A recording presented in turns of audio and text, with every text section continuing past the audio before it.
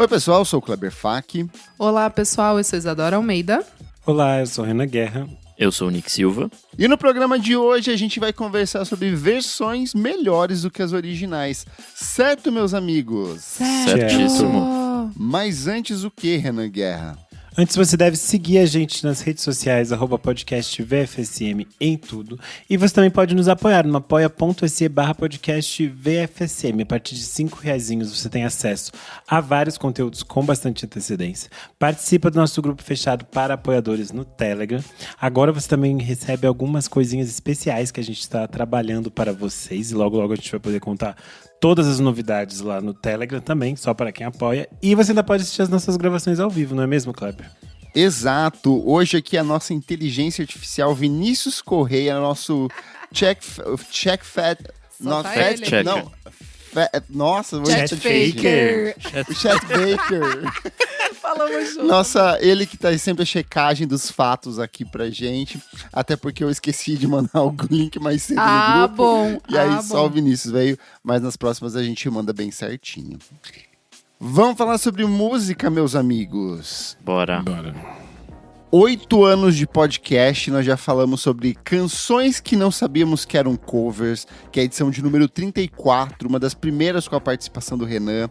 Falamos sobre versões brasileiras para músicas internacionais, que é a edição 156, mas a gente nunca falou sobre versões que são melhores do que as músicas originais. Então no programa de hoje, cada um de nós montou sua própria listinha de favoritos, além de uma seleção de músicas icônicas que conseguiram ser muito melhores, ou um pouquinho melhores, ou levemente melhores do que as versões originais. E aí, eu que não estou na minha melhor versão hoje, porque eu estou gripado e com alergia, queria perguntar pra vocês, o que foi o critério de vocês pra montar suas listinhas? O que define se uma canção é de fato melhor do que a versão original? Acho que são fatores muito pessoais, porque o Kleber montou uma pré-lista pra gente e tinha coisas que ele colocou que eu considero, por exemplo, a versão original melhor do que a outra versão. E aí isso varia muito, então hoje vai ter debates aqui, hoje vai ter debates. Mas eu acho que varia muito a forma como cada artista se apropria da canção. Eu acho que tem a questão de que um artista dá voz e força àquela canção de um jeito muito único.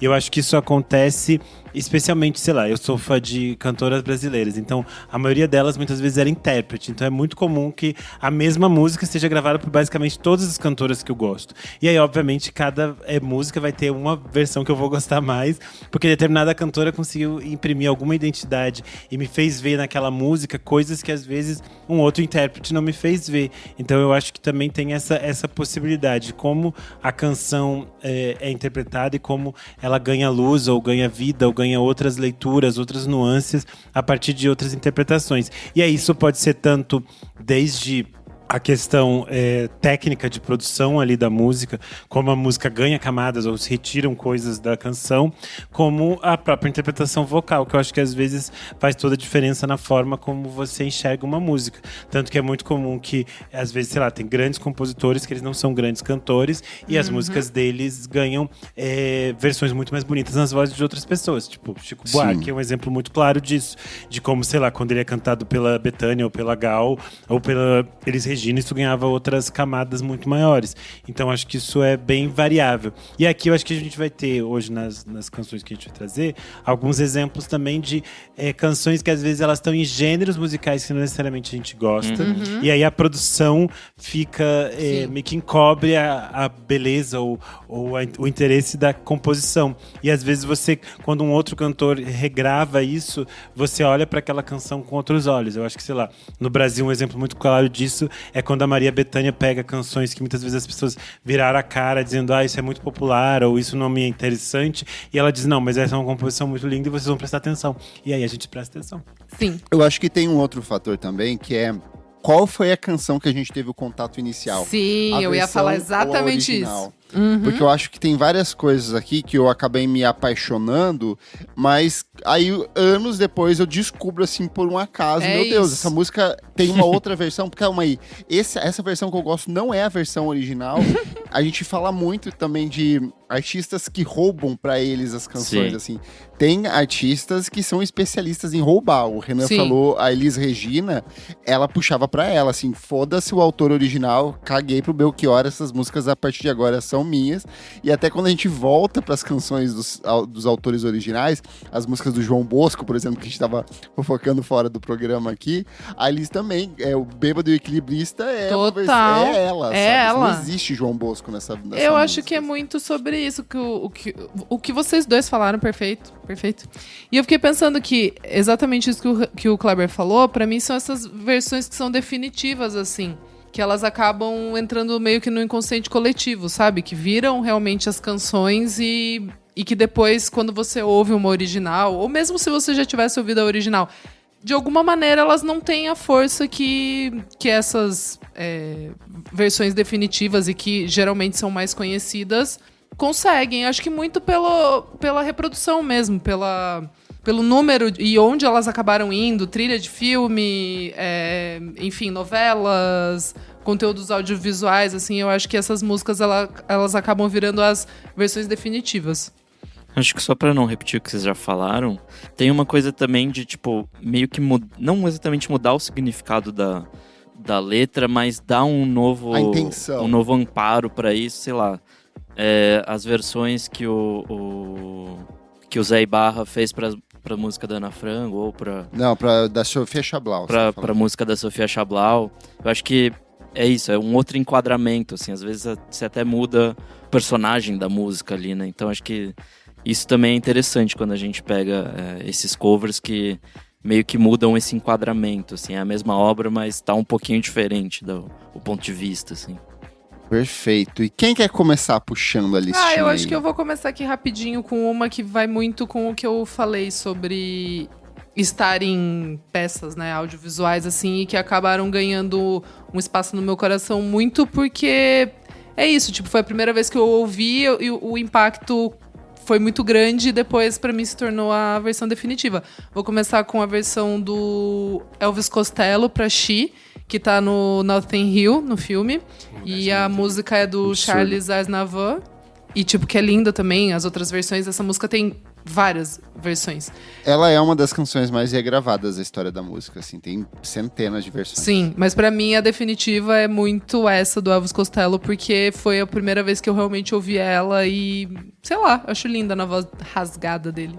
É curioso que eles até usam no filme a versão original, mas eu lembro que tem uma história, tipo, sei lá, os estúdios não queriam que a versão do Charles Aznavour aparecesse muito, porque ele falava com muito sotaque francês, e eles fizeram a versão do Elvis Costello. Mas é muito bonito como o Elvis Costello, tipo, respeita muito a versão do Charles Aznavour, e pra ele é, tipo, meio homenagem. Então isso é muito bonito. E é super interessante que as duas versões fizeram muito sucesso, então isso é legal.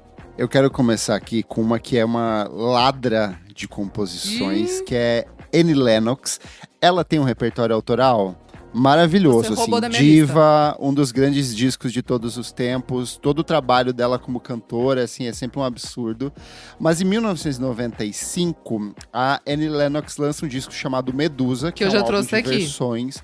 A Isa trouxe aqui, são várias versões absurdas. Amo. E ela inaugura esse disco com No More I Love Yous. Cara, primeiro que essa. É assim, sobrenatural essa releitura. A extensão vocal dela dentro dessa faixa. O videoclipe dessa canção, tudo! assim, é uma das coisas mais bonitas dos anos 90. E ela é tão forte que as pessoas simplesmente não... Muitas pessoas não sabem que ela é uma versão. Ela foi originalmente lançada em 1986. É uma versão original do The Lover Speakers, uma pegada bem anos 80, bem new wave, assim. E a Lennox traz essa coisa meio orquestral, meio pop de câmera, meio etérea, meio bruxa, meio tudo, assim. Eu acho um absurdo. E se eu não me engano, é o Metallica ou alguma outra banda que usa essa música, ou usou durante muito tempo esse... pra inaugurar os shows deles, assim. É uma banda bem contrastante, assim. Então eles inauguravam um show com ela cantando, e aí entrava a banda e soltava a mão, assim. Então, uma das melhores sou músicas da apaixonado. história. Sim, perfeita. Pô, eu quero trazer uma aqui que é assim... sai em toda a lista, né? Mas tem um motivo pelo qual, que é Hurt, com o Johnny Cash, né? Ele roubou a música para si, igual o Kleber tinha comentado.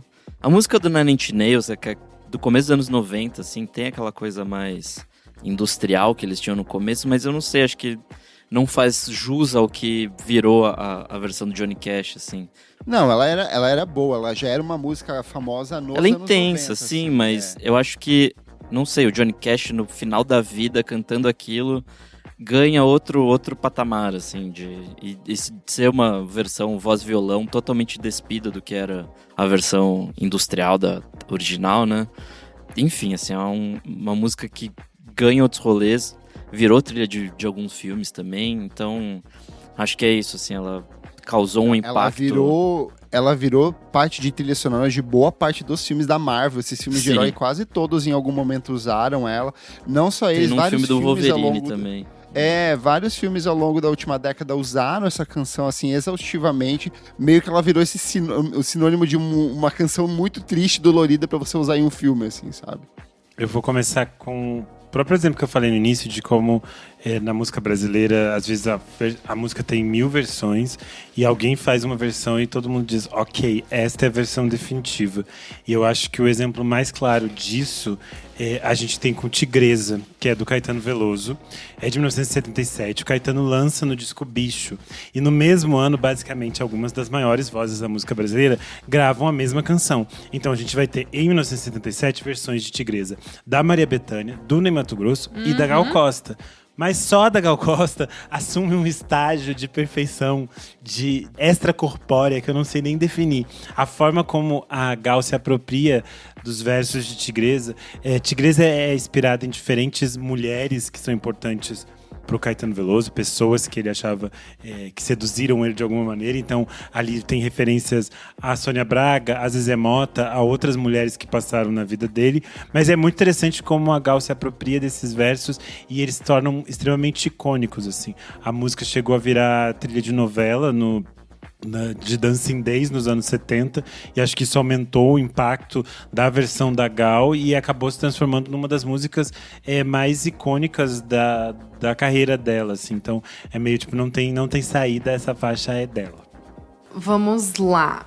Tava procurando em listas assim também, sabe? De tipo, quais são o que o inconsciente coletivo, o que o mainstream acha, né, dessas versões. Eu gosto sempre de olhar essas listas e tal. E numa delas eu achei uma música que eu amo e eu não fazia noção de que era uma versão, que no caso é Emotion, da Destiny Child. Eu não sabia que essa música era uma versão. Eu encontrei... Chocado. Não, juro. E aí eu fui ouvir o álbum. É de uma cantora chamada Samantha Sang. Ela é uma cantora australiana. O álbum é de 1977. E essa música é simplesmente... Ela é escrita pelos Bee Gees e ela tem backing vocal dos Bee Gees nesse álbum. Gente, chocado com isso. Tipo assim... E, tipo, é uma das músicas dos anos 2000 que eu mais gosto, assim. Eu acho inacreditável a Beyoncé cantando essa música. É uma música que foi tocada a exaustão, né? Emotion. Então, assim, tá muito presente na minha... Sei lá, na minha... De criança para adolescência ali. Gostava muito de ouvir essa música. Ela me toca muito, assim. E descobri que uma versão foi bem impactante. E eu recomendo muito esse álbum, que se chama Emotion.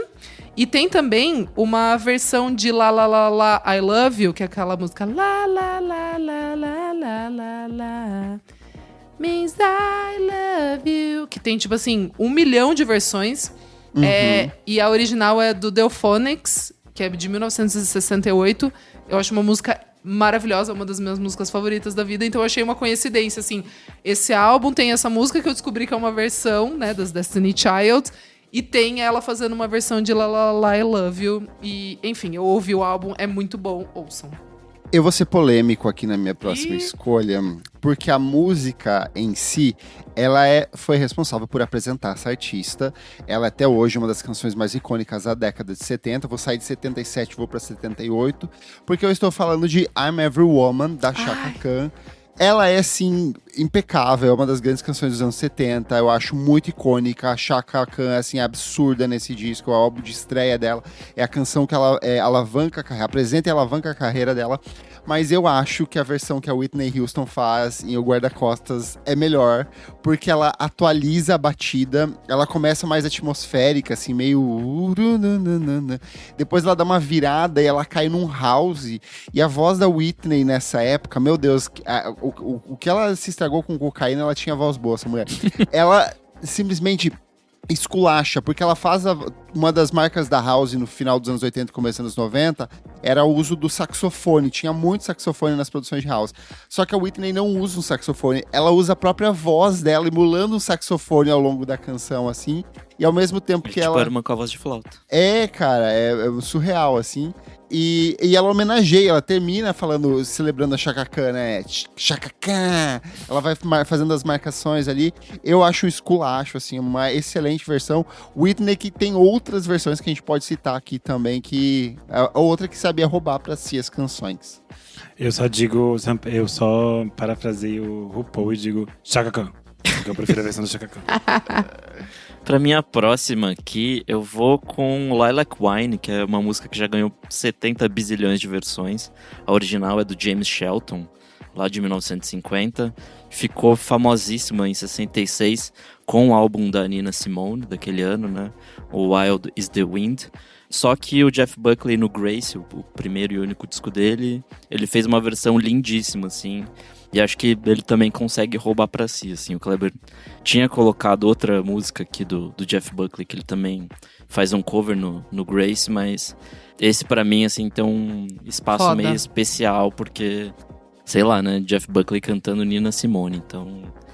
já cita outra que a gente tá falando. É o Hallelujah, do Leonard Cohen, que é uma música lindíssima também. E é uma música com várias versões dentro de si mesmo, né? Assim, o Leonard Cohen já gravou um monte de música, tem um monte de versos que ele nunca canta, e aí, sei lá... Até porque hoje em dia ele tá morto e não canta mais também, né? Tem essa coisa também. Ele está cantando Hallelujah lá para... sei lá quem. Para Buda, ele era budista. É verdade. Judeu budista. Judeu budista. Então para Moisés e Buda. Mas o Jeff Buckley, acho que consegue encapsular a versão meio que ficou conhecida como a versão standard da música. Assim, a versão né? Shrek. Você tá tentando a volta pra evitar que é a versão do Shrek. Mas é muito louco, porque o documentário que eu até dei aqui, né, o Hallelujah, que conta a história dele, e muito sobre essa música, porque é o grande trabalho da vida dele, é muito louco que, tipo, quando eu ouço o Jeff Buckley cantando, às vezes eu fico meio... talvez essa seja melhor do que o original. Mas daí eu fico pensando, não.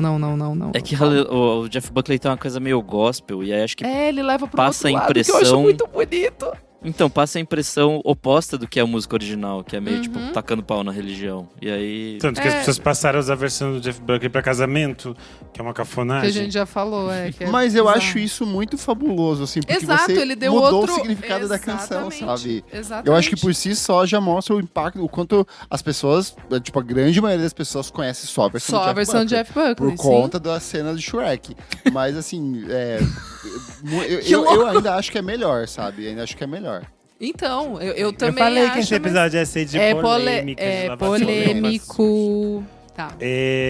Seguindo aqui, eu vou com uma música que é de uma banda que eu acho que a maioria das pessoas nem ouviu. Que é o Badfinger. E aí, depois dessa música, teve uma versão do Harry Nilsson, mas ela ganhou a versão definitiva dela na voz da Mariah Carey, que é Without You. Absurda. Porque eu acho que a música ganhou força, ganhou corpo quando o Harry Nilsson gravou ela no Nilsson Schmilsson. É uma versão linda a do Harry Nilsson. Eu acho que a cara dele, assim, é tipo tudo muito perfeito, a forma que o Harry Nilsson faz isso. Lindíssimos. Só que é muito interessante quando a Mariah Carey vai regravar isso nos anos 90 e ela coloca toda aquela performance vocal clássica dela, assim, então fica tipo uma coisa muito gigantesca, muito poderosa quando ela grava em 94 e acho que ganha outras camadas, assim, então é uma música que fica muito grandiosa na forma como a Mariah Carey canta, e acho que não tem como você não lembrar dela por causa disso.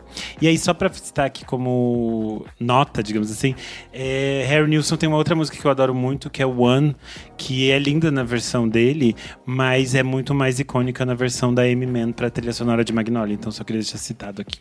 Tudo. Isso que a gente tava falando, né, de Hallelujah, de dar um sentido diferente ali pra música, eu nunca tinha ouvido, quando eu era adolescente e estava ouvindo rock, eu nunca tinha ouvido a versão original. E no caso, pra mim, essa versão virou a definitiva, que é o The White Stripes tocando Jolene, que eu fui descobrir anos depois que era da Dolly Parton. Nossa, a música mais famosa da Dolly Parton, né? Que é um country music ali, toda...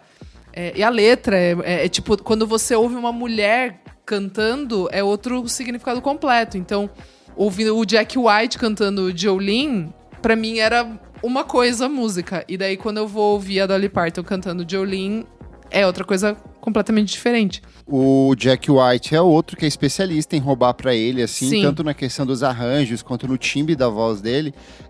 Por exemplo, I Just Don't Know What to Do With Myself. Exato. Pra mim, sempre foi uma grande canção do White Stripes. Clipe icônico com a Kate Moss rodando no pole dance. O dia que eu descobri que essa música era uma versão, eu falei, como assim? Essa música foi feita pro White Stripes, assim, é absurdo.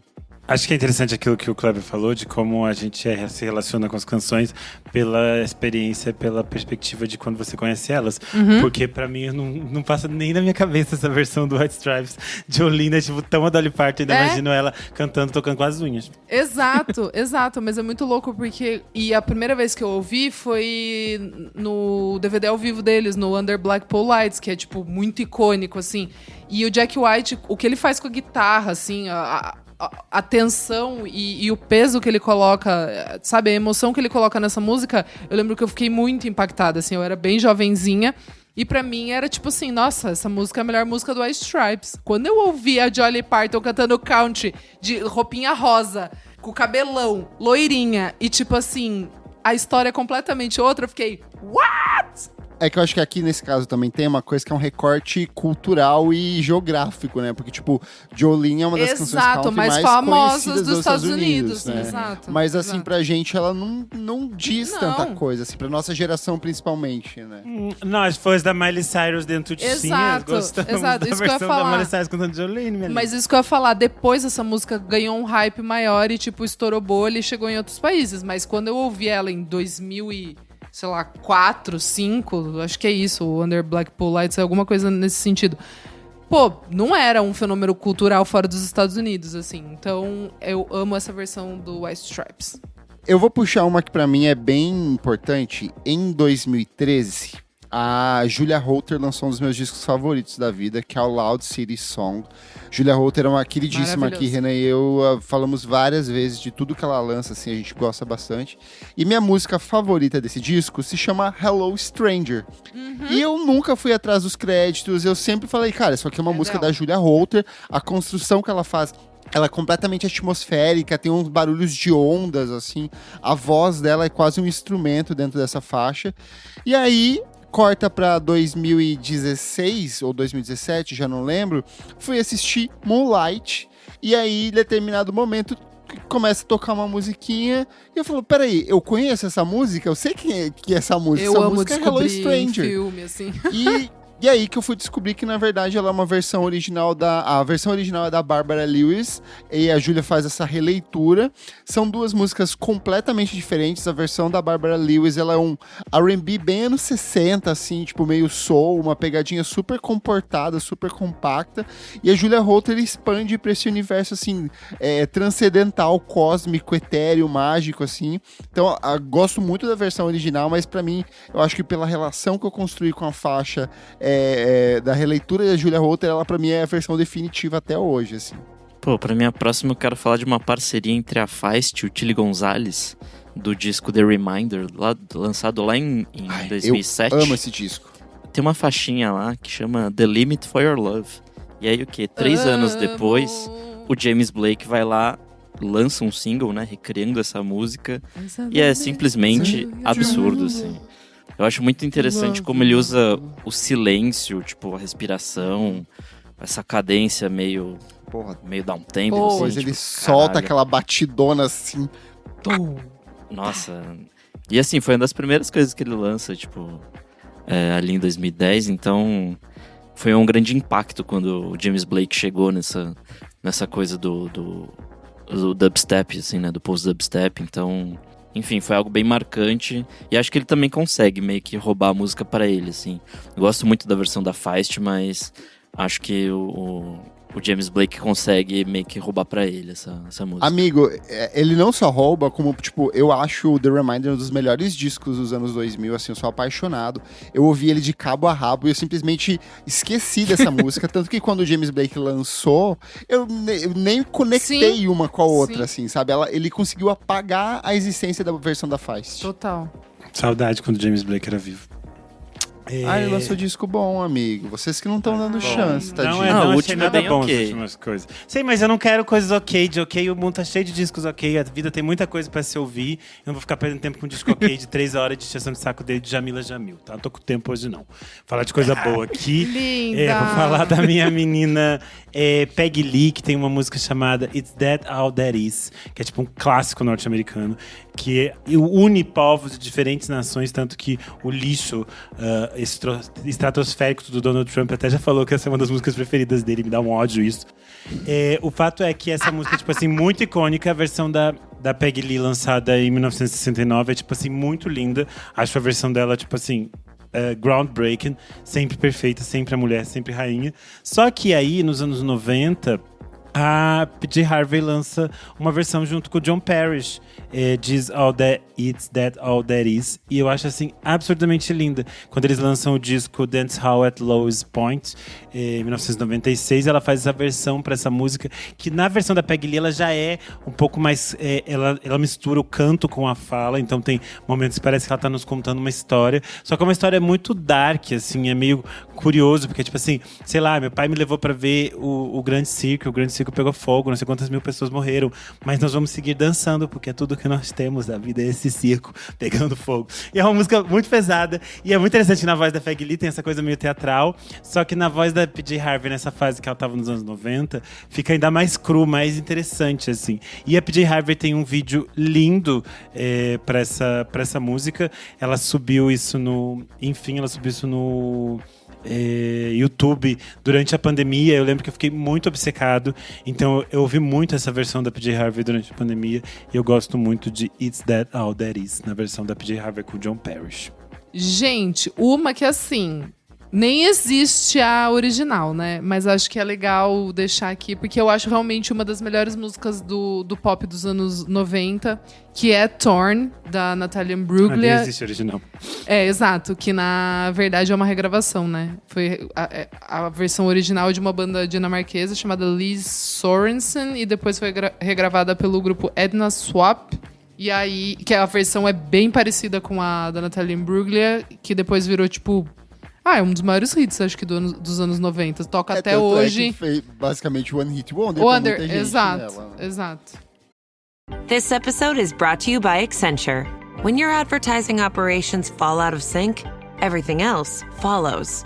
Spotify and Accenture are working together to reinvent the rhythm of ad sales, using automation, analytics, and smarter workflows to simplify campaign delivery and access better data across the business. The result? Less time spent on operations, more time connecting brands with the moments and fandoms that matter most. Learn more at accenture.com/Spotify.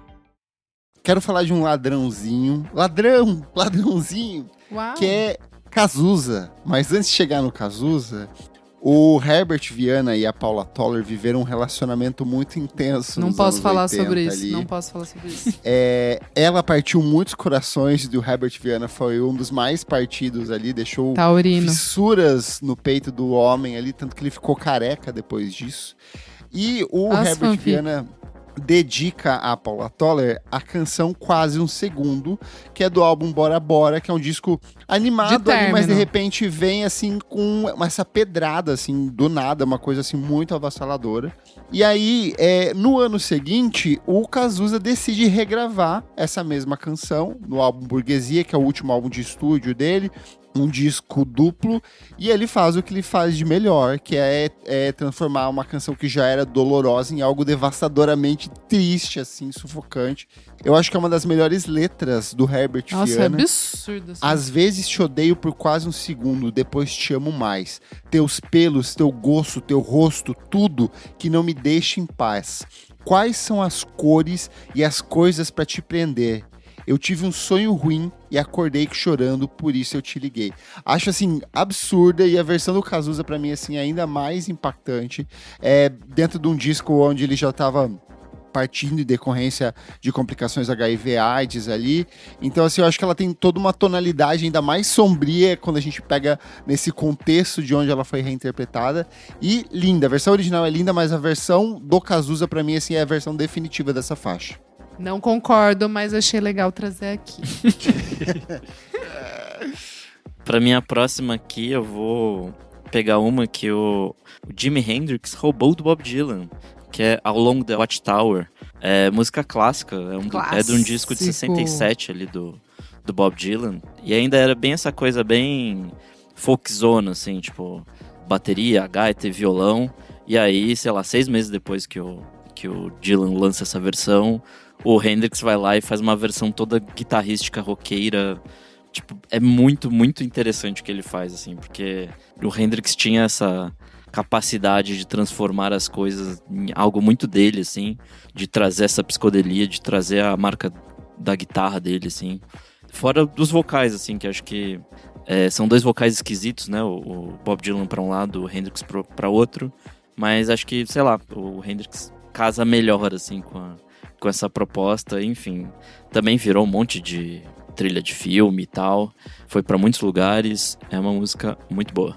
Eu só queria pontuar uma coisa que você falou de regravar em curto tempo depois, né? Que era uma coisa super comum na década de 60, assim, 50 e 60, os artistas lançavam, tipo, versões pouco tempo depois, assim, meses depois, semanas depois, tanto no Brasil quanto internacionalmente. Hoje tem toda uma coisa de, todo mundo precisa ser seu próprio compositor, seu próprio artista original, suas ideias originais, e era muito comum essa circulação de, às vezes, o lado A de um disco, ele era de canções originais, e o lado B era só releitura de outros artistas, né? Os Beatles se fizeram em cima disso nos primeiros discos. Né? Acho que isso vai mudar mais nos anos 70 mesmo. Nos anos 60 ainda era bem comum. Sim. Pra trás, pior ainda. Chama standards, né? Exato. Eu ia dizer que, na verdade, eu gosto de quase todo mundo que canta qualquer coisa do Bob Dylan, eu gosto das outras pessoas cantando. Começa daí, que eu não gosto muito do Bob Dylan. Vou ser bem sincero, gente, é uma verdade. Tá eu certo, gosto de todo mundo faz versões tá dele. E falando em standards, a minha próxima da lista é realmente talvez uma das grandes rainhas dos standards, porque é muito absurdo como ela era muito jovem e ela conseguiu basicamente já escrever algumas das maiores canções da música pop norte-americana, e eu estou falando da Carole King. E aí, basicamente, tem uma música específica que eu fiquei muito chocado quando eu descobri que era dela. Porque a Carole King, gente, pra quem está nos ouvindo, é uma senhorinha branca hoje em dia, tipo assim, de meia idade. Ela era uma mulher com cara de meio hippie, assim, nos anos 60 e 70. E aí, basicamente, ela escreveu uma das músicas mais icônicas do soul pra mim, que é tipo... You Make Me Feel Like a Natural Woman, da Aretha Franklin, que tá no disco de 1967, no Lady Soul, da Aretha Franklin. E é, tipo assim, absurda, versão irretocável, é uma das músicas mais icônicas da Aretha Franklin.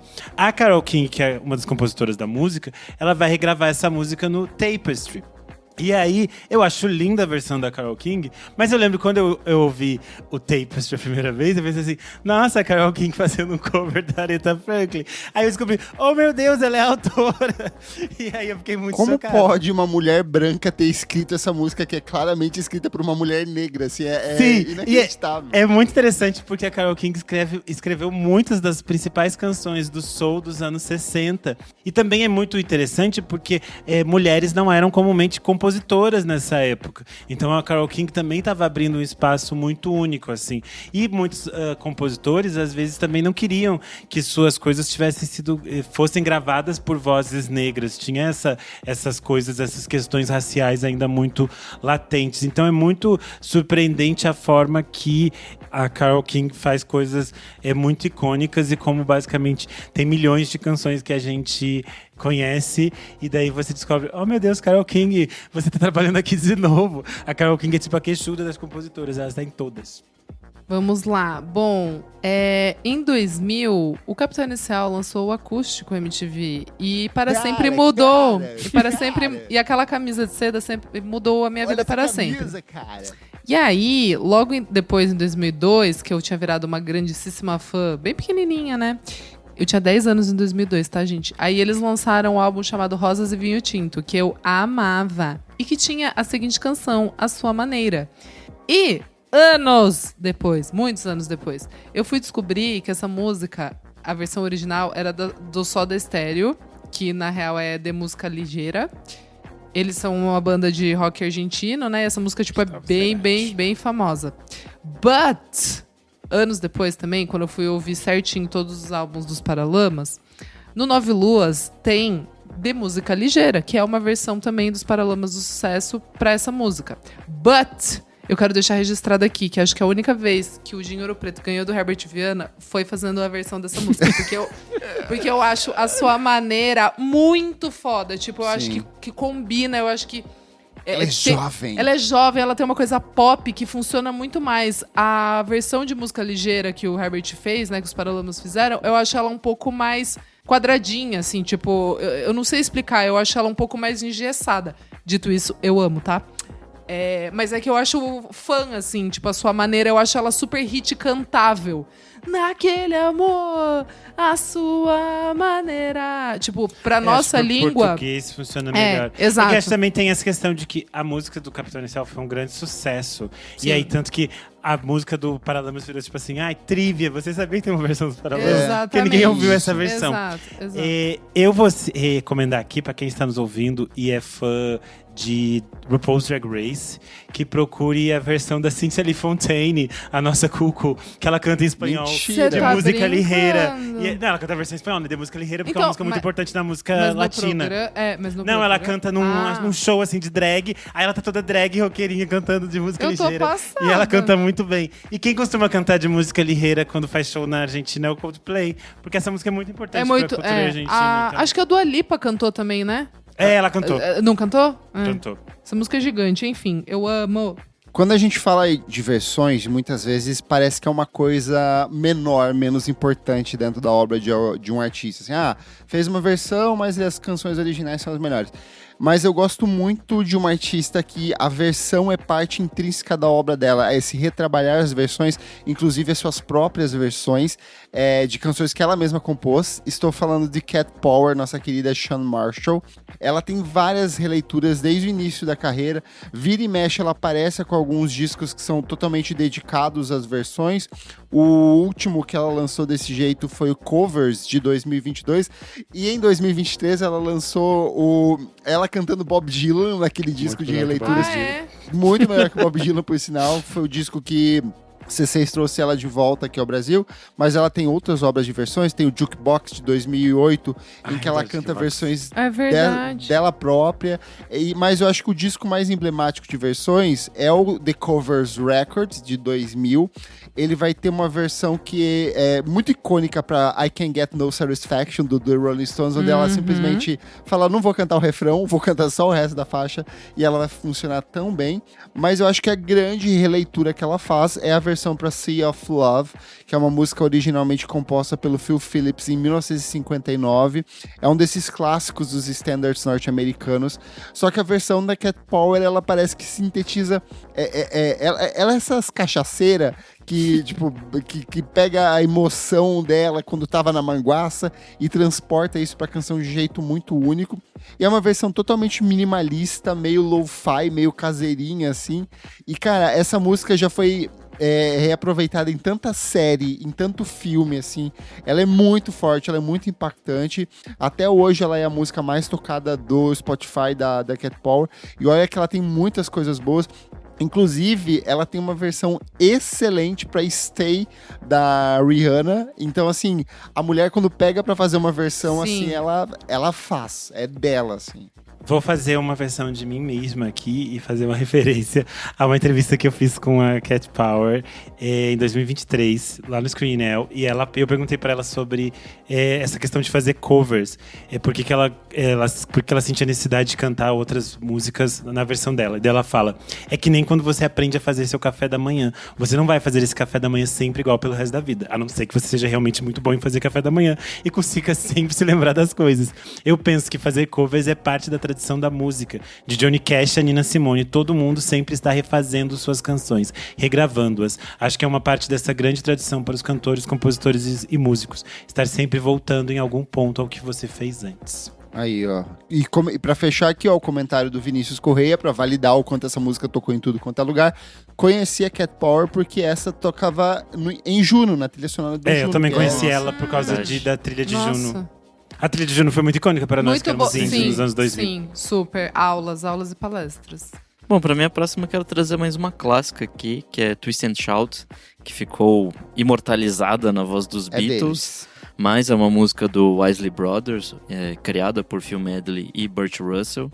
E pior que é uma música que tá lá no final do primeiro disco deles. Meio que, sei lá, dentro do disco é um momento meio esquisito ali, porque eles vão para outros caminhos nesse primeiro disco. Mas ela meio que ganhou a cultura pop, aparecendo em muitos lugares, né? Acho que o Curtindo a Vida Doidado é uma música que meio que... É um filme que meio que imortalizou. Eterniza, né?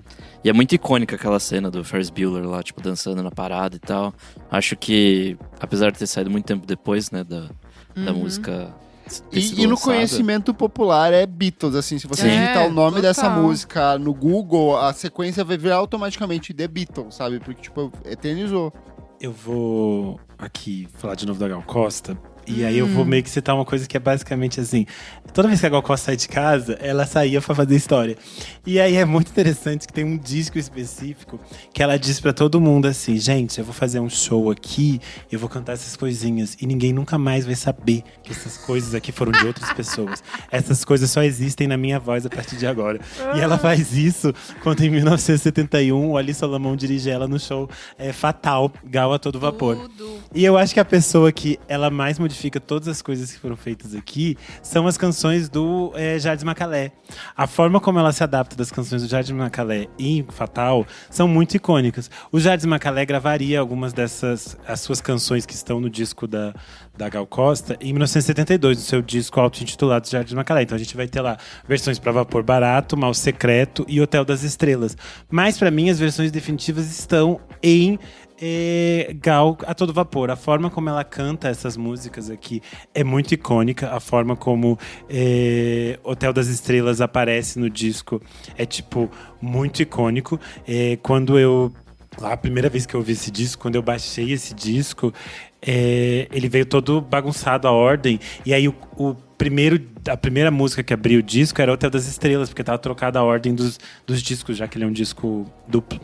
E aí, pra mim, eu lembro que eu fiquei muito impactado por aquela versão de Hotel das Estrelas. Aquilo nunca saiu da minha cabeça. E aí, depois você chega lá em Vapor Barato, que é basicamente a versão da Gal. Não existe outra versão. É uma das coisas mais lindas, tanto que isso nos gera a história icônica da Fernanda Torres chegando pra cantar junto com o Rapa. E o Rapa ia cantar na versão deles. Mas ela falou: Moro, eu só sei cantar a versão da Gal. Eu só sei essa. Eu só faço no tom da Gal. Eu não faço o tom do Rapa, não existe. Entendeu? Então, Gal Costa falando: Jardim, traz a canção aqui que eu vou pegar pra mim.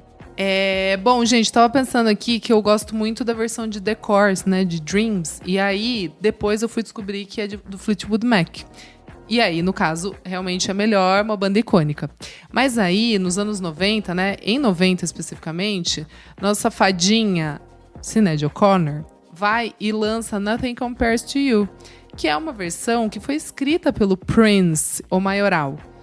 But essa versão... E gravada por ele também nos anos 80, mas nunca lançada. Exato. Só foi lançada na coletânea Originals em 2019. Aí a gente só conhecia ele cantando ao vivo, descaralhando ali na guitarra. Muito lindo, vários registros dele cantando. Mas eu acho que essa música, tipo... Ela tem... Eu não sei. Ela parece que ela foi escrita pra Sinéad O'Connor, assim. Eu acho uma canção muito definitiva. Acho que o clipe é icônico.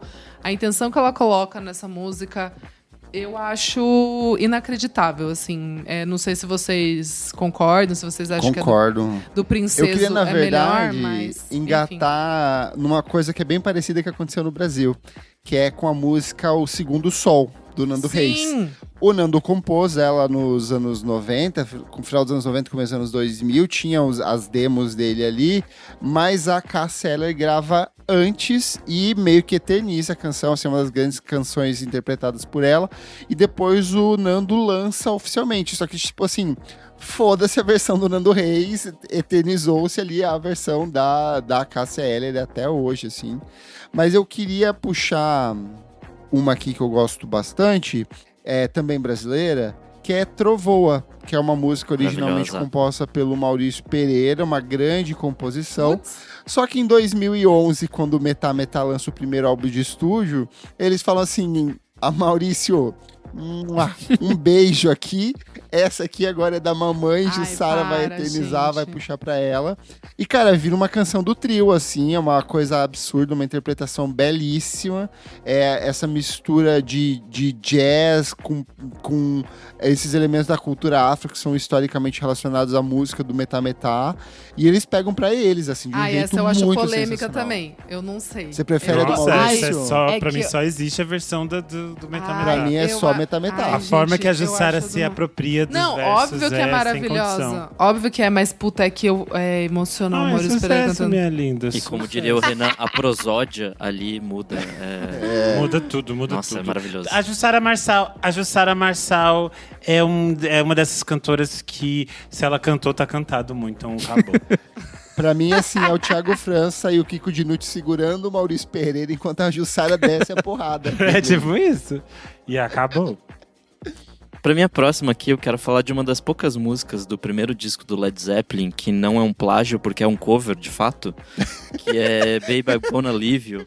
É uma dessas músicas meio do folk, assim, dos anos 50 e 60, que meio que todo mundo regravava. Teve uma versão muito bonita da Joan Baez, mas enfim, acho que a versão do Led Zeppelin ali faz uma coisa rockista ali nesse final dos anos 60 ali, que muda bastante o jeito da música, assim, porque ela era de fato algo bem folk, bem mais contido, assim. Acho que a voz do Robert Plant traz uma dor ali, enfim. É bem bonita essa nova versão que o Led Zeppelin cria. Antes aqui eu citei a Amy Mann por causa da trilha sonora de Magnolia. A Amy Mann, diferente da Cat Power, ela não faz covers porque ela pensa assim, quero fazer um cover. Ela faz como freela. Desde que ela fez a trilha de Magnolia, ela ficou meio perseguida por essa trilha de Magnolia, porque é realmente excelente. A sketch que ela participa de Portland, eles ficam assim, mas canta de novo pra gente aquela música, como você fez aquela música Save Me? E aí, basicamente, todos os diretores e produtores, vira e mexe, chamam ela pra regravar alguma música pra alguma trilha, as pessoas gostam dela regravando. E eu gosto muito quando ela aparece em O Assassinato de Gianni Versace, do American Crime Story. É bafo. Ela canta Drive, que é uma música do Cars. The Cars é um clássico do The Cars. Só que eu acho que a versão do The Cars é tipo assim, grita nos 80. Ela é muito clara dos anos 80. E a forma como a Amy Mann limpa a música e deixa só, tipo, a dor daquela letra é, tipo assim, absurda de linda. E aí eu fico, assim, muito encantado toda vez que eu vejo. E eu lembro que quando eu tava assistindo a série toda é muito pesada. E essa parte específica em que a Amy aparece no bar cantando essa música me pegou muito, assim. E eu gosto muito dessa versão até hoje. E eu gosto de quase todas as coisas que a Amy Mann canta. Então essa é muito especial pra mim, que eu amo a minha menina. Sei.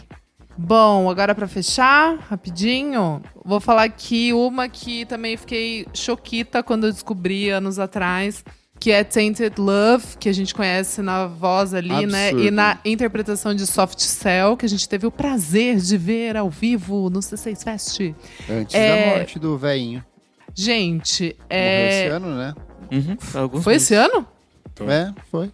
Enfim, a música, tipo, é isso que o Renan tava falando, né? Porque essa música é muito espírito do tempo, assim, essa versão do Soft Cell. É anos 80 torado, assim, é tipo, pista, um synth popzão, assim, é muito legal. But a versão original da Gloria Jones, ela vai pra um lado um pouco mais soul, assim, tipo, ela tem uma pegada, ela não é lenta, mas é uma outra roupagem, assim, que eu achei bem bonita também, eu acho bem legal.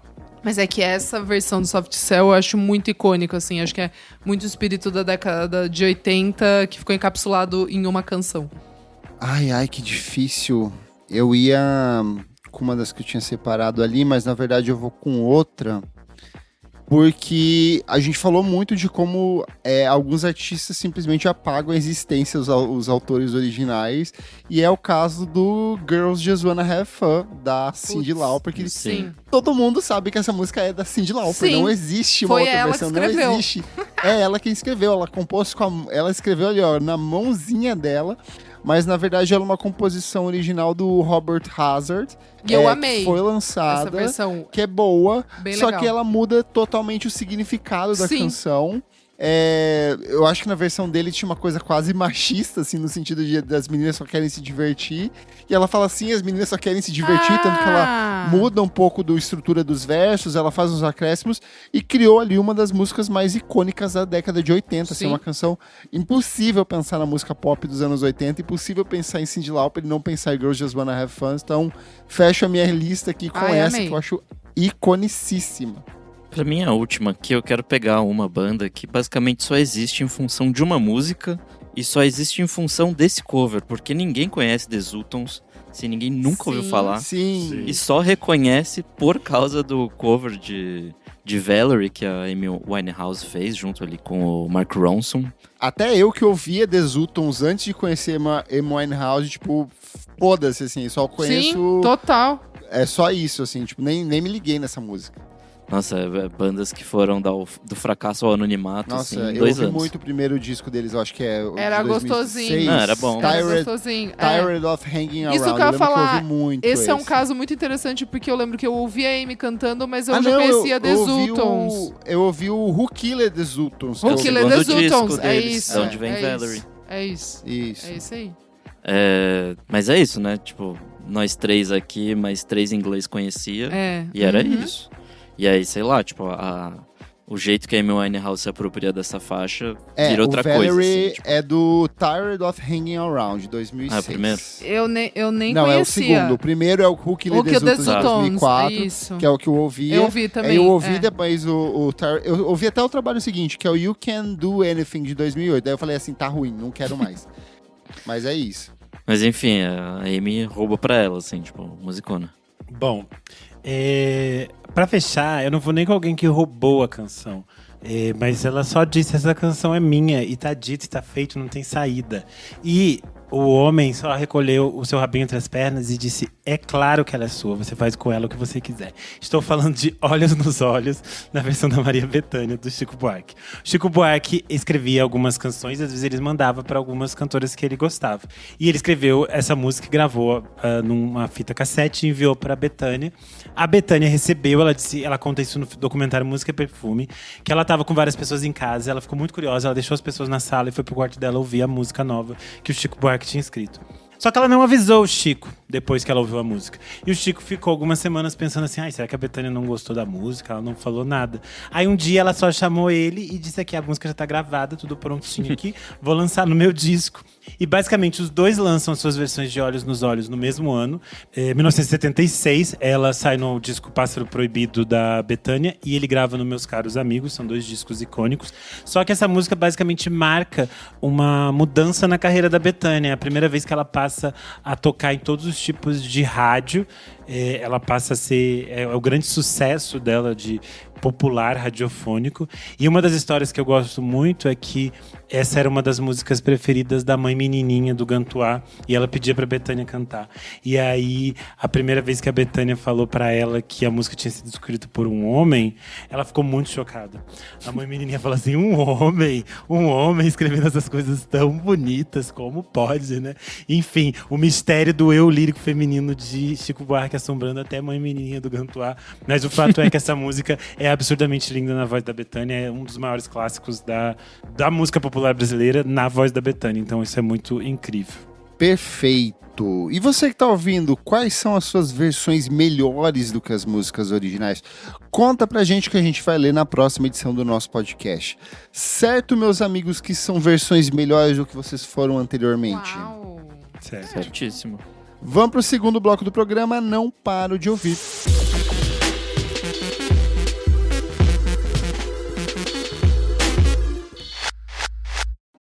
This episode is brought to you by Tidy Cats, here to level up your litter game with their new Performance Plus lineup.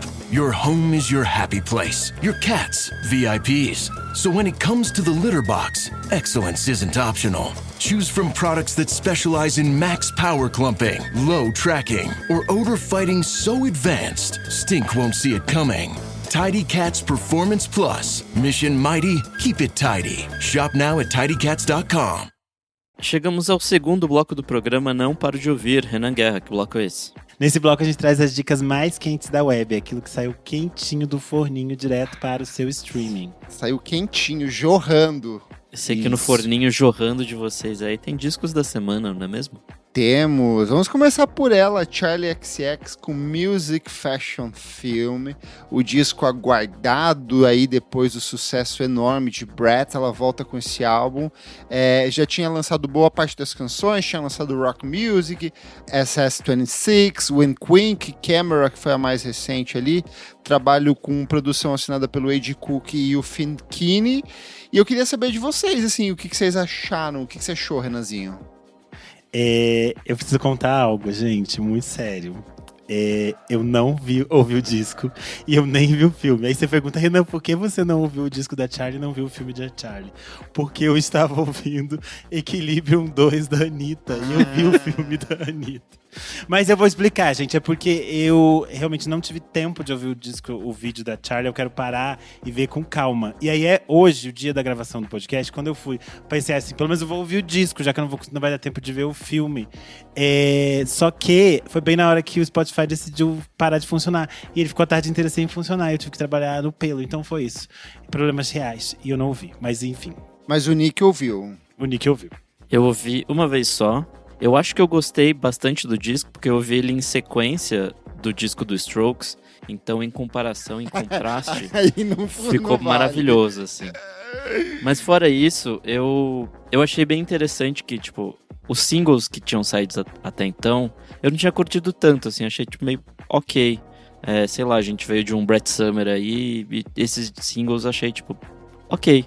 Mas como o disco completo faz muito sentido, assim. Aquela Wink Wink é um momento bem legal dentro do disco, mais ali pro final. Acho que é o momento mais pop do disco, né?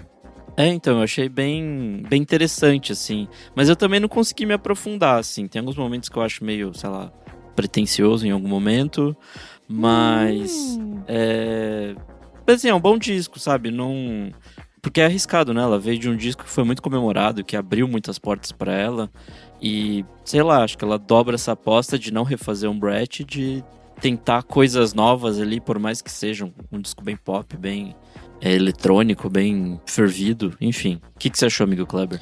Cara, eu gostei, mas com ressalvas. Eu gostei muito. Eu gostei dos singles, Rock Music, que algumas pessoas abominaram. Eu adorei, assim. Eu adoro Wink Wink. Mas eu gostei muito das músicas inéditas. Eu gosto muito de Magical Metal Montana. Eu gosto muito de No One Lasts Forever, que tem o feat com o David Cronenberg. Eu gosto muito o quanto esse disco ele é metalinguístico. Em várias das canções ela discute o próprio processo artístico, fazer artístico. Ele reflete em cima das discussões criadas em cima do Brett, sabe? O peso de você fazer uma obra depois de um trabalho tão revolucionário, tão grandioso, um disco que apresentou ela para uma parcela do público que não tinha a menor noção de quem ela era. Mas ao mesmo tempo que eu gosto da temática, do conceito de algumas das canções, eu acho que ele é um disco muito básico em alguns pontos, assim, tipo, ele é bem um rockzinho, algumas canções parecem até demo, assim, que é uma mistura de bateria e guitarra, bem minimalista, bem econômica. Por exemplo, tem algumas canções que eu acho bem ruins, tipo Car Declined, eu acho ela bem pobrinha, eu acho bem pobrinha. As pessoas podem falar, mas ela tá discutindo da futilidade que é uma vida de uma celebridade. Cara, independente disso, eu acho que a parte instrumental do disco é o que mais peca, assim, porque eu acho que, em termos de mensagem, eu acho a Charli XCX uma puta compositora. Mais uma vez, ela traz aqui uma abordagem diferente, mesmo em relação ao rock, que ela já havia explorado com o Sucker lá em 2014, mas eu gostei, assim, de maneira geral eu gostei, acho que a produção peca, eu acho que ele é bem minimalista em excesso, meio repetitivo, ela canta com má vontade em algumas das músicas, e isso fica bem perceptível, assim, mas eu gosto das coisas... Gostou? Você mas que eu gostei. Que nem a Chiquinha, dependendo do noivo, por Deus. Mas é que eu gosto das temáticas, por exemplo, no Câmera, que é uma música que ela vai falar assim, ela discute justamente essa coisa de o quanto ela tá se projetando de uma maneira forçada em cima do palco quando ela se apresenta, mas ao mesmo tempo ela é aquela atriz, ela é aquela pessoa, aquela personagem que ela cria, assim. Então eu acho que as discussões e tudo aquilo que ela propõe são bem interessantes, mas eu acho que a produção é muito básica, muito econômica e podia ter funcionar um pouquinho mais. Mas realmente, quando o Nick faz isso em comparação com o disco dos Strokes, que eu achei, assim, uma má vontade, esse disco ele é tão feito nas coxas, na má vontade, que eles não fizeram nem foto de divulgação. As fotos de divulgação são de 2020. A turnê da banda vai ser sem um dos integrantes. Eles tiveram que colocar um músico de apoio. Então, assim, é muito feito pra cumprir meio contrato. Neymar, assim, sabe? Tipo, ex-banda em... Muito. Com barriga inchada de falso corticoide aí. Então é nesse nível, assim, que tá rolando. E eu também sei piadas do mundo hétero aqui, ó, pra você, Nick Silva. Então vai lá, Renan Guerra, sua vez. Bom, o Kleber tratou como resto a Anitta, vocês viram, né? Depois que ele fez a Chiquinha pra cima da Charli XCX. Enfim, como eu falei antes, eu ouvi o disco da Anitta e assisti o filme. E eu fiquei muito feliz pela dona Anitta. Não acho um grande disco, começa daí. As pessoas... acho que é a segunda parte do Equilibrium, né? Assim como o Equilibrium 1 é um disco muito longo, tem muitas coisas que eu cortaria, tem várias coisas que eu cortaria, mas eu fiquei muito feliz porque é um disco que aparentemente a Anitta está muito feliz fazendo, e eu fiquei muito contente de ver tanta gente que eu gosto, que a gente gosta aqui, e que a gente já citou envolvida nesse trabalho, sendo convidada para a Anitta. Eu acho que uma das grandes questões da música pop brasileira é que muitas vezes ela se distancia de outras coisas que estão sendo construídas na música brasileira. Parece que elas ficam num espaço meio assim, tateando coisas que às vezes outros artistas já estão fazendo. Então acho muito interessante que, sei lá, a Anitta em algum momento vai samplear a Alessandra Leão, ou vai chamar a MC Tá para cantar com ela, ou vai criar diálogos com a Catu Mirim. Então acho isso tudo muito rico e muito interessante, e acho muito legal como outras pessoas estão chegando nesses universos, assim. A Alessandra Leão postou um vídeo agradecendo de ter sido sampleada, e tinha várias pessoas falando que iam ouvir o disco dela, que iam conhecer o trabalho dela. Então acho que isso Ouçam Macumbas e Catimbós. Então acho isso muito bonito, assim, o fato de ter, sei lá, Ítalo França, Paulo Novaes compondo pra ela, de ter essas coisas, acho essas trocas muito ricas. Os visuais são todos muito lindos, eu acho assim, tudo muito bonito. A forma como ela cria um imagético, e acho que isso a gente já debateu aqui no podcast, toda essa questão de religião, toda essa possibilidade de como isso é visto, né? A forma como a primeira vez que a Anitta apresentou um pouco sobre esse disco, ela já teve um apontamento de como seria a resposta do público brasileiro, assim, teve muitas pessoas que foram muito preconceituosas em torno disso. Eu acho que ela só dobrou a aposta e faz o disco do jeito que ela quer, com as imagens religiosas do jeito que ela... Informação quentíssima aqui, ó. Acabou de sair o Top Albums The Blue Global do Spotify de 24 de julho a 26 de julho. Primeiro lugar, Charli XCX com Music Fashion Film. Em segundo, Anitta com Equilibrium 2, seguindo de Strokes com Reality Awaits. Enfim, a gente falou algumas coisas aqui sobre essa relação de fé e música no episódio 401, artistas que encontraram a fé. Acho que dá para voltar lá para quem se interessar nesse tópico, porque eu acredito que as pessoas vão discutir isso bastante nos próximos dias em torno do disco da Anitta. Para além disso, o que mais eu ouvi? Dona Fafá de Belém lançou uma música nova chamada O Coro dos Canalhas, que foi gravada para a trilha do filme Honestino, que é um filme do Aurélio Michelis, estrelado pelo Bruno Gagliasso, que conta a história do líder estudantil, ex-presidente da UNE, aluno da UNB, Honestino Guimarães, durante a ditadura militar. É uma música bem bonita, a voz da Fafá tá colocada de uma maneira bonita. Achei interessante esse retorno da Fafá conectada com uma canção política, já que ela era, né, nos anos 80 a voz e a face ali do movimento das diretas já. Então achei bem interessante, ainda não vi o filme, mas gostei muito da música composta pela Fafá de Belém. Dona Pablo Vittar está preparando Lost in Lust para sair no dia 1º de outubro e saiu Rockstar. Dividiu opiniões, causou polêmica, acho que a Mami é sempre assim. Eu gostei. Não sei, a faixa é produzida pelo Satã, pelo PZZS e o Rodrigo Gork. Tem a participação ali da Vilano Antilano. Acho que vai para um outro caminho muito diferente. Não sei, eu fiquei mais curioso do que vem aí do que necessariamente, tipo assim, dizendo essa é a faixa do momento. E dito isso, também acho que a escolha do dia de lançamento foi um grande erro. Tipo assim, já tinha a data que a Charli ia lançar seu disco. Já tinha a data que a Anitta ia lançar seu disco. Você tá lançando um single. A gente sempre fala, gente, você pode lançar esse single, sei lá, na quarta. E aí, tipo, sei lá, qualquer outro dia, sabe? Tipo, na sexta-feira ninguém só se falou de outro assunto. Ninguém falou do lançamento da Pablo. Não, eu vi bastante gente falando mal. Eu só vi gente falando mal. Você é a primeira pessoa que eu vejo falando bem. Tô até espantado. Até no nosso grupo dos madrinhos. Eu vi as pessoas bem divididas no meu mundo. As pessoas tinha gente que tinha gostado, tinha gente que não tinha gostado, tinha muita gente reclamando dela ter lançado no dia das outras. Mas enfim, eu gostei, não achei esse monstro que as pessoas estão falando. Já passamos por um álbum à meia-noite. Então, amigo, eu achei o pior single da carreira dela, assim, disparado. Eu achei um requentadão de pior que paulista. Achei, amigo, eu achei muito ruim. Eu não achei hediondo não, amigo. Só achei... Eu achei criminoso. Não achei, eu gostei. Não achei tão ruim. Enfim, vamos ver o que ela vai trazer. Ela tem mostrado alguns snippets nessas... As pessoas têm gravado algumas coisas nessa turnê que ela tem feito lá fora. Vamos ver o que vem em Lost in Lust no dia 1º de outubro. Aparentemente vamos ter polêmica, muita briga, né? Pra fechar, uma coisa que eu fiquei muito encantado, fiquei ouvindo bastante no final de semana, é uma banda chamada Girls. Eu não sei se pronunciar, se escreve Guzzlr. É uma banda que eles se classificam como Cancore. É como se fosse um subgênero do queercore, só que é campcore, porque os temas deles são realmente de sexo. De gozo, é basicamente isso. Eles mesclam assim versos sobre chupar rola, fazer cruising com um ritmo de hardcore. E eu achei assim extremamente divertido. Eles apareceram pra mim. Eu achei fantástico, eles apareceram pra mim primeiro porque tinha uns vídeos que era tipo as pessoas nos shows deles, aí tem uns homens de bunda de fora, as pessoas jogam dinheiro neles, tipo strippers, assim. Enfim, achei tudo muito divertido. Esse EPzinho que eles lançaram se chama Gag and Spit. Tem menos de 10 minutos, são 4 faixas, assim, super velozes. Acho que pra quem gosta de queercore ou mesmo de hardcore, é super divertido, porque as letras também são muito engraçadas. Enfim, gostei bastante.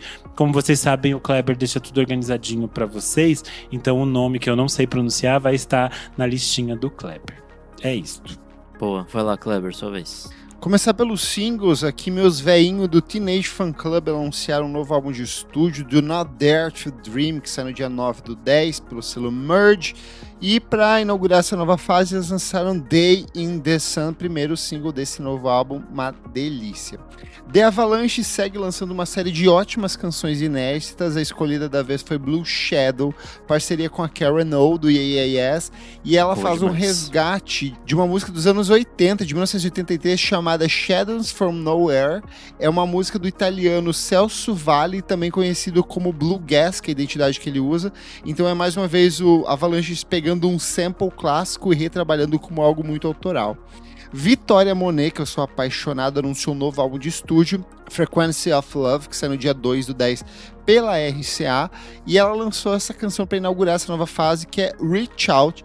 Chiquérrima, o vídeo é chique, ela é chique. Eu fico genuinamente feliz pelo sucesso da Vitória Monet, porque ela era letrista de, tipo, Ariana Grande, ela escrevia músicas pro Kendrick Lamar, tipo, ela fazia letras para outros artistas, e eu fico muito feliz de ver que ela tem um sucesso e uma carreira própria dela. Eu estava na minha listinha também, achei muito foda. E é legal ver ela, tipo, continuando o sucesso que ela já teve no Jaguar ali, bem legal. Perfeita.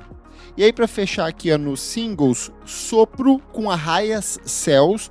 O Sopro é um grupo de palmas no Tocantins. Eu acho que a gente nunca deu nenhum artista de palmas no Tocantins aqui. É a primeira vez, então eu achei muito importante trazer.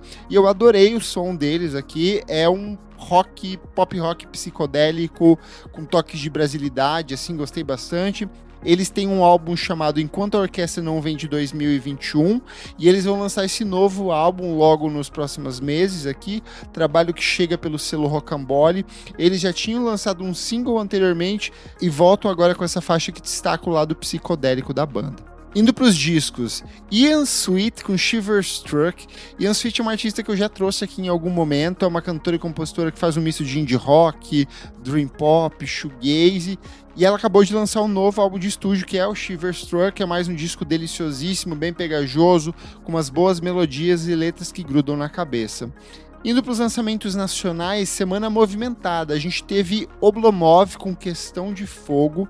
Oblomov é um projeto que eu já trouxe aqui tem uns 5 anos. Na época eu acho que eles estavam lançando um EP. E eles lançaram finalmente o primeiro álbum de estúdio deles, que é o Questão de Fogo.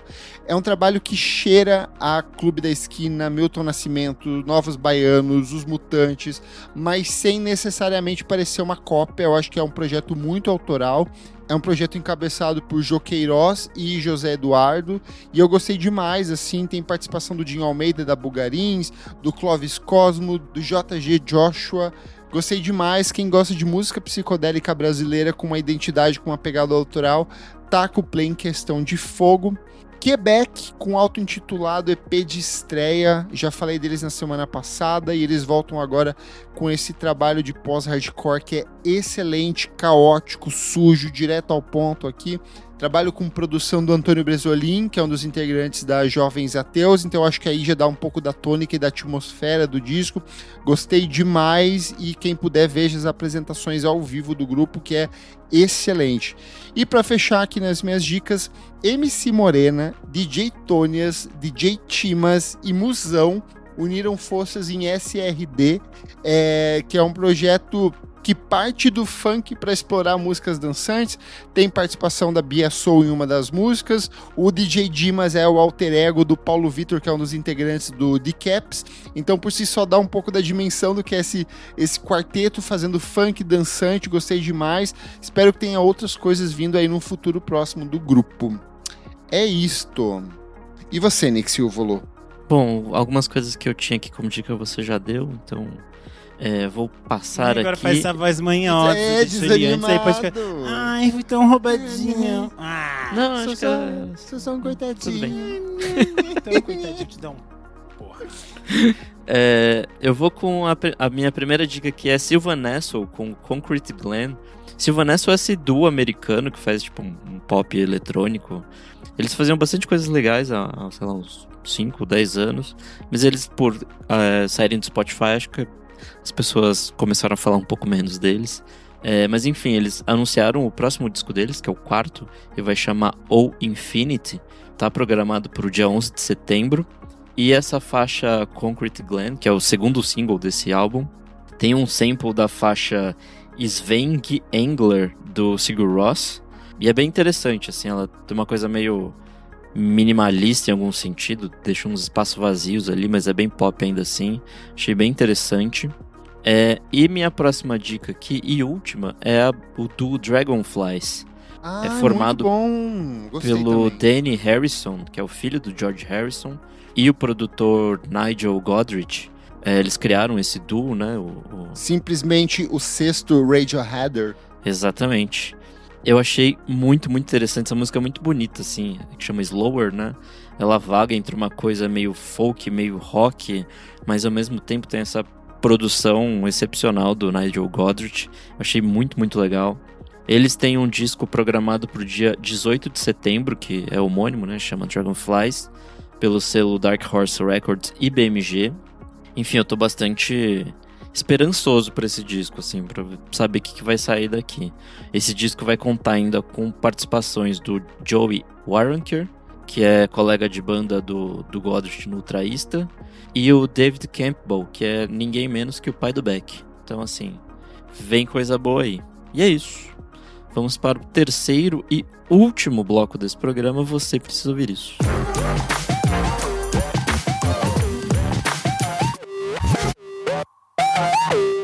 Here's your report. Oh, thanks, Jane. I wish I could hire someone just like you. Try LinkedIn Hiring Pro. It's more than a job board. It's like the recruiter you always wished you had. Hiring Pro uses real-time insights to match your role to LinkedIn's unique network of professionals and delivers a short list of best fit candidates. You'll spend less time sorting applicants and more time talking to the right people. Let's do it. You're irreplaceable, Jane, but another you would be great. Hire right the first time. Post your job for free on LinkedIn today at linkedin.com/quality. Chegamos ao nosso terceiro e último bloco. Você precisa ouvir isso. Kleber Fak, o que é este bloco? Qualquer coisa, aquela coisa que a gente tem guardada lá no fundinho e a gente de repente quer jorrar na carrinha de vocês. E o que você tem guardado lá no fundinho? Tenho duas coisas bem gostosas. Duas. Aqui eu sou assim. Que é a segunda e a terceira temporada de Jujutsu Kaisen. A primeira temporada é excelente, mas a segunda vai para um nível, assim, absurdo. Volta pro passado dos personagens, a gente mergulha na história do Satoru Gojo. Tem todo o incidente dentro do metrô de Tóquio. E eu, assim, tô alucinado. Batalhas épicas. Expansão de domínio absurda, muita gente morrendo. Eu adoro animes e séries onde os personagens realmente morrem e a gente sente o peso da morte desses personagens, onde a situação de risco dos personagens principais é real, não é só fake, você não sai sabendo que eles vão sobreviver no final das contas. Tá, assim, excelente. A animação da MAPPA, que é um dos principais estúdios que a gente tem hoje em dia. Lindo, visualmente impecável, intenso. Eu comecei a assistir, eu tinha que assistir um episódio por dia, que eu começava a ficar ansioso assistindo. Eu segurei pra ver a segunda, esperando chegar a terceira. Então agora já chegou a terceira. Já vi que a quarta temporada acabou de sair o anúncio que sai ano que vem. Então, assim, excelente universo. Você que gosta de feitiçaria, maldições, pacto com o Satanás, taca o play nessa série que é maravilhosa. E a segunda dica? Eram as 2 temporadas. Ah, tá, entendi. Tá bom. E não sabe fazer cálculo. Mas que você, já que não sabe fazer cálculo, qual a dica que você tem? Minha dica também está no campo dos animes. Bleach Thousand Year War voltou para o Disney Plus para sua quarta e última pedaço ali dessa temporada. Começou em 2022 e finalmente vai acabar. São mais 10 episódios até acabar esse último arco que acaba o mangá, né? Eu assisto Bleach desde há muito tempo, assim. E a primeira parte... Desde que o desenho era feio. A primeira parte acabou ali em 2012, mas nunca completou tudo que tinha no mangá. E aí, enfim, tá sendo divertido rever esses personagens e tal. Para essa última parte vai ter um monte de coisa que não existia anteriormente no mangá, porque o Chichikubo fez... Não, é porque ele fez essa última parte da guerra dos Shinigamis aí contra os Quincy bem correndo. E aí, que ele tava querendo acabar o mangá, que eles já não estavam mais afim. E aí, agora, nessa nova oportunidade de recriar as coisas, ele tá participando de tudo, então é algo que, tipo, ele não fez na época, mas agora ele tá dando o aval pra fazer e tudo mais. Enfim, mais 10 episódiozinhos, mais 9 na verdade, né, porque já saiu a primeira. Tá bem divertido. E você, Renan Guerra? Bom, a minha dica é para cinéfilas. De 30 de julho a 12 de agosto, o Cine Belas Artes aqui em São Paulo realiza o festival Filmes Incríveis, é a terceira edição desse festival, e eles trazem uma curadoria que foge um pouco da maioria dos festivais. Quando acontece, sei lá, festivais internacionais, como o Festival de Cannes, o Festival de Berlim, a gente sempre tem alguns filmes específicos, 4, 5 filmes de cada festival, que acaba todo mundo falando, são os filmes que acabam estreando por aqui, são os filmes que entram em circuito, mas sempre tem muitos outros filmes que são exibidos, que acabam tendo, às vezes, críticas positivas, mas que não conseguem chegar até os cinemas brasileiros. Então, a ideia do Festival Filmes Incríveis é trazer esses filmes que, às vezes, ficariam de fora do radar de outras curadorias e acabam chegando por aqui. Então, são filmes bem diversos, são filmes de países muito amplos, então, vão ter ali filme, sei lá, filme da Islândia, filme da França, filme do Chipre, filme de não sei de onde. É uns lugares bem malucos, assim, são filmes que provavelmente dificilmente vão entrar em circuito comercial depois. O legal dessa mostra é que ela tem ingressos a preços mais acessíveis, então são ingressos de entre 10 e 20 reais. Além das sessões dos filmes da mostra normal, tem 2 filmes especiais. Tem uma sessão clássicos do Festival Filmes Incríveis, que vai exibir o Luz Depois das Trevas, do mexicano Carlos Reigadas. E vai ter, por fim, o novo filme do Gus Van Sant, O Refém por um Fio. o filme que traz o Al Pacino e também o Bill Skarsgård e um grande elenco. Estou bem curioso por este filme do Gus Van Sant, mas enfim, tem bastante coisa para ser descoberta nessa mostra, então vale a pena vocês conferirem e procurarem um pouquinho sobre cada filme, porque às vezes pode ter alguma coisa que interessa a vocês, alguma coisa diferente e maluca. Então, o Festival Filmes Incríveis, de 30 de julho a 12 de agosto, no Cine Belas Artes, aqui em São Paulo. É isto. Comentários referentes à última edição do nosso podcast, como começar a ouvir música experimental. O João Júnior disse o seguinte aqui no Spotify: acho que vai do coração e da curiosidade de quem sempre está explorando os limites das sensações sonoras. Tive isso com Mad Lib, J Dilla, Metá Metá, Curubim, Herbie Hancock e DJ Shadow. A pancada que a música Pulmão da Ié teve sobre mim na primeira edição é algo que carrego para sempre. Belo episódio, beijão pra vocês. No Instagram, o Preto Fala respondeu algo que eu não lembro, que a gente deve ter xingado o Nick em algum momento, mas ele falou: eu não achei o que o Nick disse superficial, não. Para muita gente deve ser exatamente o que elas precisam escutar para ir atrás da sonoridade experimental que vai agradar a elas e agradar ao gosto musical. Eu vou responder, e o Nick é um vagabundo porque ele edita o programa dele, corta as partes que a gente debocha dele, daí ele fica parecendo um cachorrinho sofrido, assim. É porque eu falei, no fechamento do programa, eu perguntei para que vocês dessem dicas de verdade, não dicas genéricas. Então aí a Isa trouxe o Stevie Ray, você trouxe um monte de coisa barulhenta, eu trouxe uma lista de 10 discos. Aí o Nick fala assim: pegue o disco do seu artista favorito e procure a música mais experimental que tem dentro dele. Tipo assim, jogando pros outros o compromisso. Não foi eu que falei, foi convidado. Não, foi você quem fez isso. Não. Você. Não, eu ouvi o programa de novo, o Guilherme Werneck ele fala isso, mas você repete a mesma coisa que ele repetiu. Não. E aí a gente te zoou. Eu falo, se você quer ouvir pop, tem pop experimental. Se quer rock, tem rock experimental. Isso, mas exatamente, enfim, é a mesma coisa e a gente tirou sarro de você e aí você cortou isso. Ai, vocês vão brigar de novo. E depois ele vai editar e ele vai parecer triste. Mas eu não editei, Eu nem lembro mais dessa Editou. briga. Faz tanto tempo que a gente gravou esse programa, demorou tanto pra sair, que eu nem sei mais do que vocês estão brigando. A gente gravou ele, era na Copa, a gente até fala Copa ainda, sendo que tipo, já tinha acabado. Já. Enfim. Comentário do Diego Alves, ele falou: comecei a ouvir por causa da Bjork, rainha do pop experimental bate-panela. No Instagram, o Léo Correia comentou: aproveitando que a Arca foi confirmada no Prima, foi o dia que saiu o cartaz, né? A gente lançou esse episódio, saiu o cartaz do Primavera Sound e a Arca apareceu por lá. Tipo, oi, surpresa, temos uma Arca. Ela aqui. que lança disco esta sexta-feira, na data de lançamento deste programa.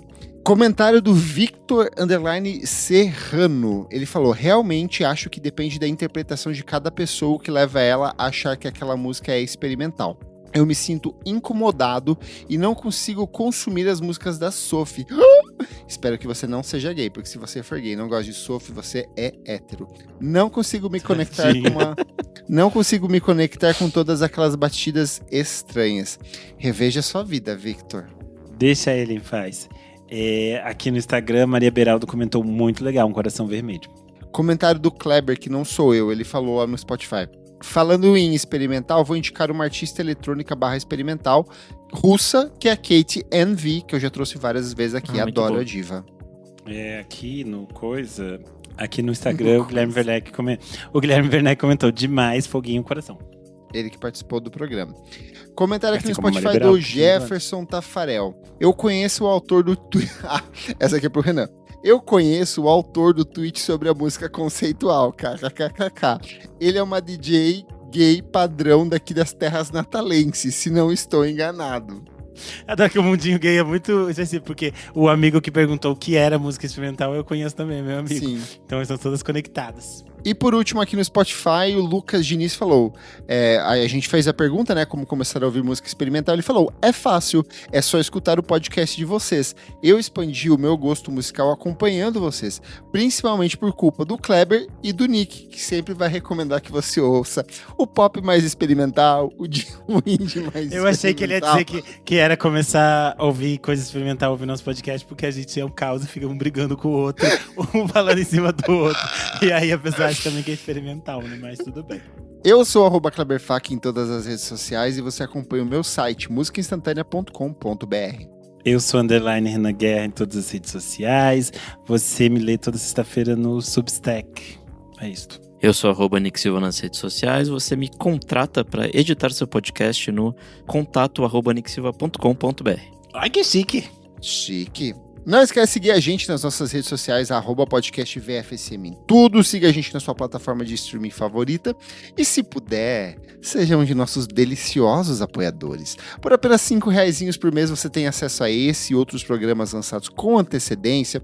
Participa do nosso grupo fechado para assinantes, onde a gente dá descontos para shows. Olha que chique isso. Faz sorteios de ingressos, ouve programas com antecedência e participa aqui das gravações ao vivo, como o Marco Antônio Gomes, como a iPhone Mariana, Rodrigo Berg, Tuane Malman e Vinícius Correia. Muito obrigado pela sua audiência e até a próxima edição do nosso podcast. Tchau, tchau! Tchau! Tchau!